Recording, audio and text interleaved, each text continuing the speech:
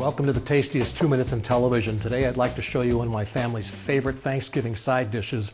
It's called marbled mashed potatoes. So I have an equal amount of russet potatoes and sweet potatoes or yams, and I'll cut them into cubes and then boil them in separate pots until they're fork tender. Now I've drained each pot that they're boiled in and saved about 1/3 cup of water in each. Now I'll add 2 tablespoons of butter and 4 ounces of cream cheese, and then I'll mash the potatoes until they're smooth.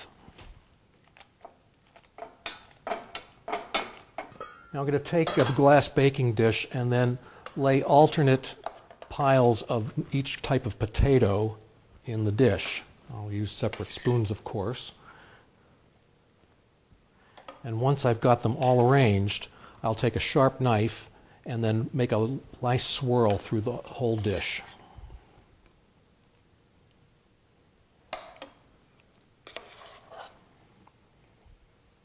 Now at this point you can cover and refrigerate it until you're ready to cook, which is a big help at this time of the year because you know how much you have to do to prepare for holiday dinners.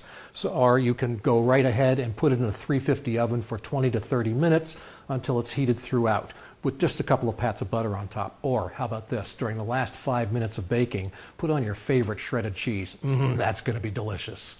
Now you can see why this will become one of your family's favorites. The mix of the white and the orange is just beautiful, and it tastes great on your Thanksgiving table. So be sure to get the recipe by writing to me here at the station, or log on to the website and click over to the Kitchen Guy page. I'm Chef Jim. Thanks for watching Kitchen Guy, the tastiest 2 minutes in television. Happy holidays, and I'll see you next time.